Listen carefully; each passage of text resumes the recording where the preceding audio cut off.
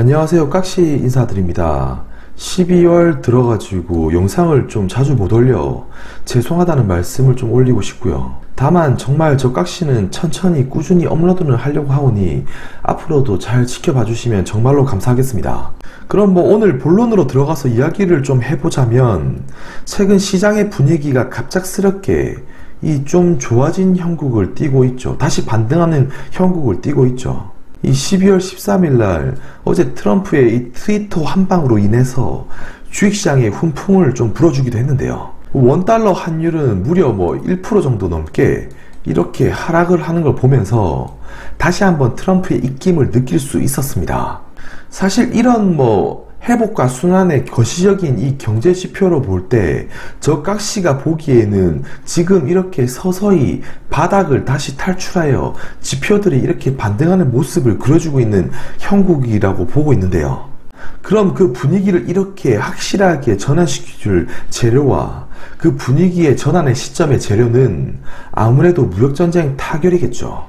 그래서 오늘은 일단 주요 상승 초입의 지표라 보고 있는 것들을 이야기해보고 그 부분에 대해서 지표를 가지고 이야기를 해볼까 합니다. 그럼 오늘의 주제, 이 본격적인 상승 초입에 앞으로 돌입하는가, 그리고 뿌린 씨앗을 거둘 기회가 오고 있다, 이렇게 부제를 정해봤습니다. 영상을 본격적으로 시청하기에 앞서서 이 구독과 좋아요 한번 부탁드리고요. 사실 트럼프 대통령의 머릿속은 사실 예측이 불가능하죠. 이 분위기를 완화시켰다가 다시 급냉시켰다가 다시 완화시켰다가 급냉시켰다가, 그래서 2018년부터 이어진 이 무역전쟁 분위기 속에 투자자들은 그동안 항상 마음을 졸일 수밖에 없었다고 생각을 합니다.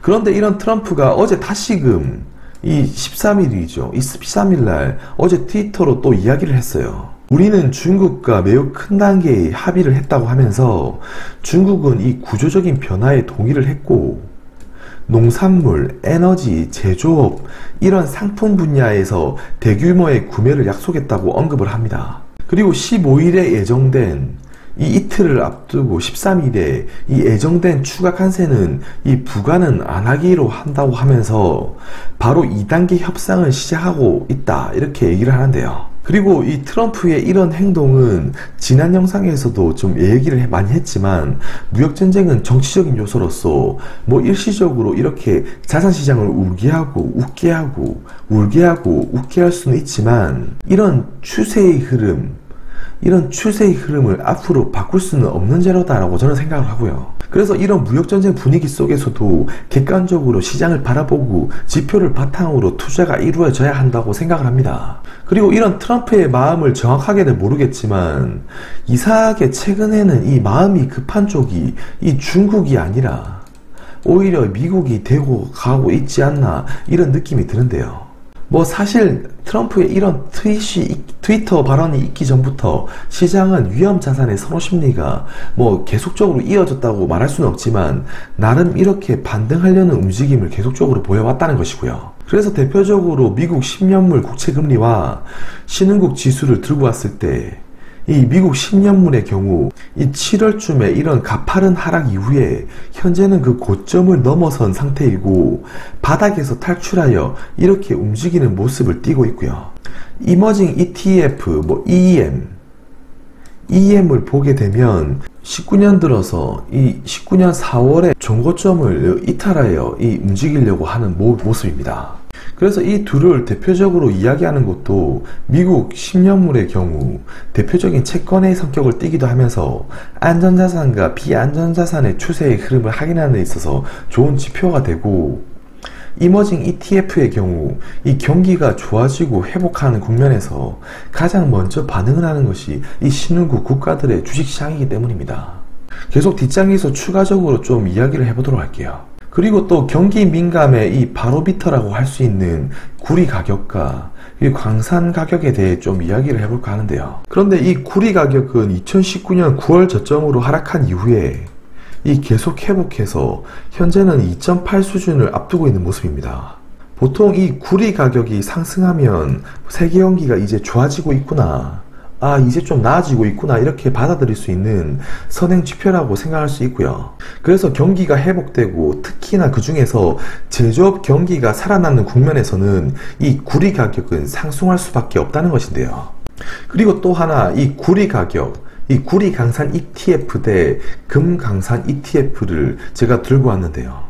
2012년을 기점으로 그래프가 이렇게 상승을 하면 구리가 금보다 더 많이 오르고 있구나, 그러니까 위험 자산이 더 선호하는 국면이구나, 이렇게 해석할 수가 있고요. 반면에 2018년부터 이렇게 하락한 국면은 이 금이 더 가파르게 구리보다 더 상승을 하는 국면으로서 위험 자산보다는 안전 자산에 치중되고 있는 국면이구나, 이렇게 해석해 볼 수가 있습니다. 그런데 지금 이 최근 들어서 구리 가격의 상승 추세가 금 강산 ETF, 그러니까 이 금의 가격보다 더 급해진 것을 볼 때, 그런데 이제는 그 반대의 흐름이 나오고 있는 것으로 볼 때, 이제는 경기 바로미터의 대표적인 이런 지수 품목들을 볼 때 위험 선호 심리가 이제는 확대되고 있구나, 이런 걸 우리는 알 수가 있습니다. 그리고 이 달러 인덱스의 이 흐름의 강조는 수십 번 강조해도 중요한 것 같은데요. 그래서 이 달러의 흐름을 중심 잡지 못하면 그 다음에 예측은 이 의미가 없다는 것입니다.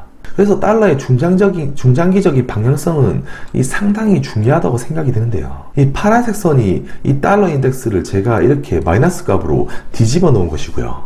그러니까 이렇게 상승한다는 것은 달러의 가치가 하락한다는 뜻이고, 이렇게 내려간다는 것은 달러의 가치가 상승한다는 뜻입니다.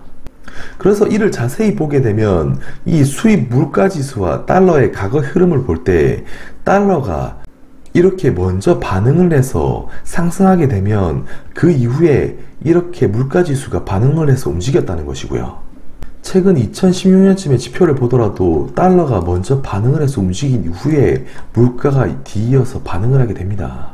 그렇다면 지금의 흐름은 어떻습니까? 이렇게 달러가 그래프상으로 올라가고 있는 흐름, 달러가 이제 상승률이 주춤하다는 뜻이 되고, 이는 뒤이어서 이 물가 상승의 반등을 불러올 수 있을 것이라고 생각이 들고요.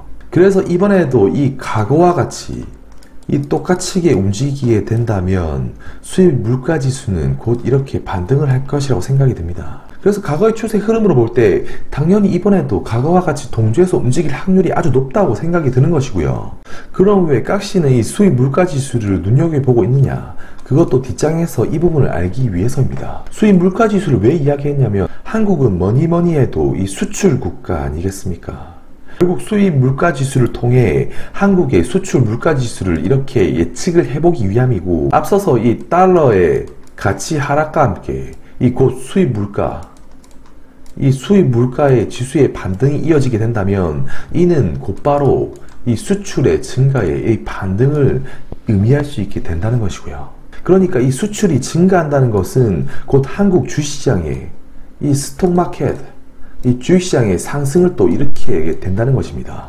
그래서 파란색 선의 이 한국 수출 증가율, 빨간색 선의 이 수입 물가지수의 반등과 함께 중기적으로는 이렇게 상승하는 흐름이 펼쳐질 수도 있다, 이렇게 생각이 든다는 것이고요. 이런 이야기는 일전에 앞선 영상에서 자세하게 한번 다룬 적이 있고요. 그래서 저 깍시는 지속적으로 이 경기가 지금 바닥에 근접했거나 곧 가까워져서 가까운 미래에 이 반등에 본격적으로 돌입할 것이라고 생각을 하고 있습니다. 그래서 이런 복합적인 데이터를 보고 앞으로의 경제를 예측하고 예상하는 것이고요. 일부 노이즈성의 기사나 뉴스 이런 것은 단기 일개 이 잡노이즈에 불과할 뿐, 이 전체의 흐름, 이런 흐름을 훼손시킨다고 생각하지 않습니다. 그런데도 아쉽게 대부분의 많은 분들은 이런 객관적인 지표나 이런 분석보다는 여전히 자신의 뇌피셜이나 뉴스의 자극적인 기사를 보고 머릿속에 마치 그것이 사실인 마냥 일반시키는 모습은 이런 투자의 판단을 흐리게 하거나 투자의 기회를 잃거나 아니면 잘못된 판단을 할 수 있는 계기를 줄 수 있다고 생각을 하고요. 좀 흥분해서 제가 이야기를 하게 했는데 이런 헛소리는 그만하기로 하고요. 마지막으로 깍시 정리입니다. 제가 보기에 이 깍시가 보기에는 우리는 어쩌면 지금 달러 약세의 이 초입 속에서 인플레이션의 초입 속에서 살고 있을 수도 있다는 생각이 들고요. 최근 이 경기 지표들의 위험자산 선호 추세는 이 채권 그리고 상품 가격 등의 추세로 볼 때 아직까지 계속 이어짐을 볼 수가 있습니다. 그리고 두 번째, 이 수입 물가의 달러 가치가 선행해서 움직이면서 결국에 이 수입 물가의 상승이 일어나고 이는 곧 한국의 수출 증가율의 반등을 불러온다고 이야기를 했습니다. 그러니까 2011년 이후 장기적으로 달러가 강세였던 만큼 전환의 추세로 돌아서게 된다면 이는 강력한 회복의 무기가 될 수 있다고 생각이 들고요. 그래서 우리는 이 전체적인 이런 방향성을 보는 데 있어서 이런 숲을 볼 줄 알아야지 이런 나무를 보고 말하는 사람, 그리고 도대체 지금 뭐가 중요한지 파악을 못하는 사람은 우리는 되지 않아야 할 것입니다. 그래서 꾸준히 빠르지도 느리지도 않게 시장에 항상 겸손하게 우리는 대응을 해야 한다는 것이고요. 오늘 준비된 영상은 여기까지입니다. 오늘도 영상 끝까지 시청해 주셔서 감사드리고요. 오늘도 유익하셨다면 이 구독과 좋아요 한번 꼭 눌러주시길 부탁을 드릴게요. 감사합니다.